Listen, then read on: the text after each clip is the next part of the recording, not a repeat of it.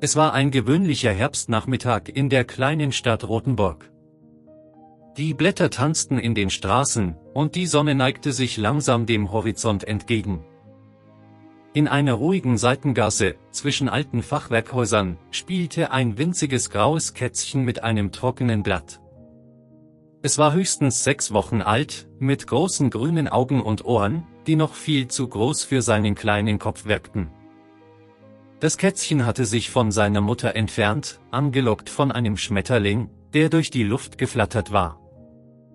Nun befand es sich allein in dieser fremden Gasse, weit entfernt von dem sicheren Versteck unter der alten Holztreppe, wo seine Mutter auf es wartete. Plötzlich ertönte in der Ferne ein bedrohliches Bellen.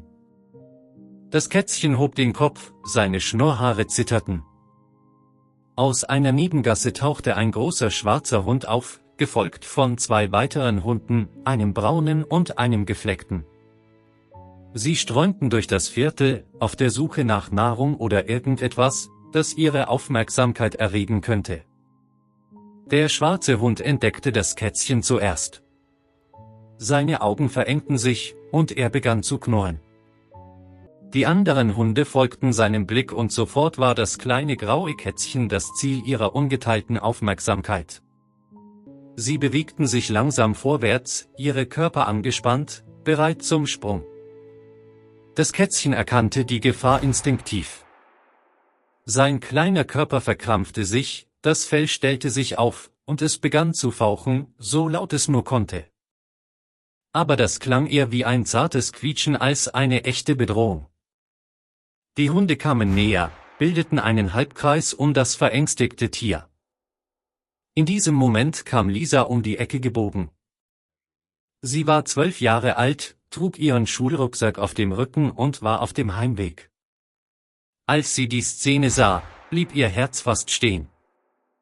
Das winzige Kätzchen, umringt von 3 großen, aggressiven Hunden, hatte keine Chance. Ohne nachzudenken handelte Lisa.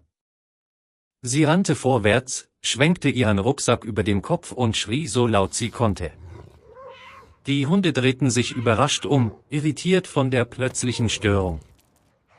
Der braune Hund zögerte, aber der schwarze Hund, offensichtlich der Anführer der kleinen Meute, ließ sich nicht so leicht abschrecken. Er knurrte Lisa an, die Lefzen hochgezogen, die Zähne gebleckt. Lisa spürte, wie die Angst in ihr aufstieg, aber sie konnte jetzt nicht zurückweichen. Das Kätzchen zitterte hinter ihr, hatte sich an ihre Beine gedrückt und suchte Schutz. Sie musste mutig sein. Sie musste dieses kleine Leben retten. Sie griff nach einer leeren Plastikflasche, die am Straßenrand lag, und warf sie nach dem schwarzen Hund. Die Flasche traf ihn an der Seite, nicht hart, aber unerwartet genug, dass er einen Schritt zurückwich. Lisa nutzte diesen Moment. Sie stampfte mit dem Fuß auf, breitete ihre Arme aus, um größer zu wirken, und schrie erneut mit aller Kraft, die sie hatte. Der gefleckte Hund wich als erster zurück.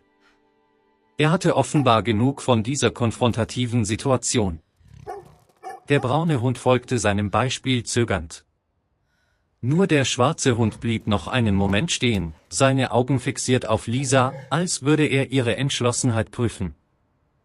Dann, gerade als Lisa dachte, sie müsste vielleicht wegrennen und das Kätzchen mitnehmen, hörte sie eine tiefe Stimme hinter sich.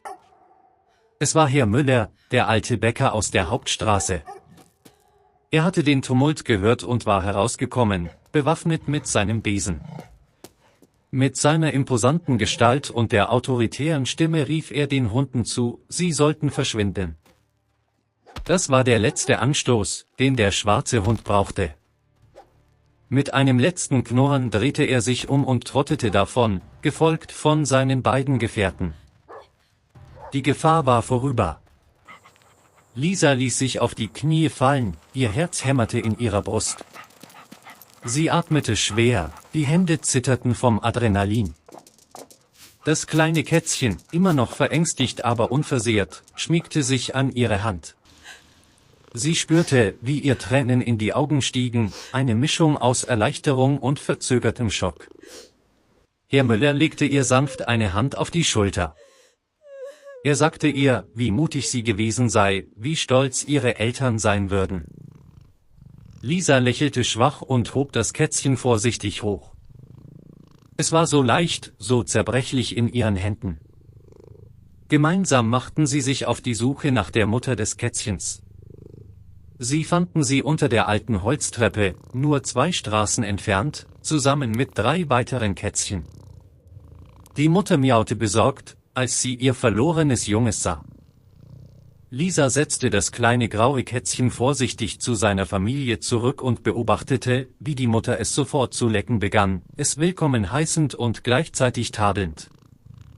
Als Lisa an diesem Abend nach Hause kam und ihren Eltern die Geschichte erzählte, konnte sie immer noch das Gefühl des weichen Fells in ihren Händen spüren. Sie hatte heute etwas Wichtiges gelernt über Mut, über die Verantwortung, die wir für die Schwächeren haben, und darüber, dass manchmal die größte Tapferkeit darin besteht, für jemanden einzustehen, der sich nicht selbst verteidigen kann. Und das kleine graue Kätzchen, sicher bei seiner Mutter und seinen Geschwistern, schlief in dieser Nacht fest und träumte von Schmetterlingen und freundlichen Mädchen mit warmen Händen.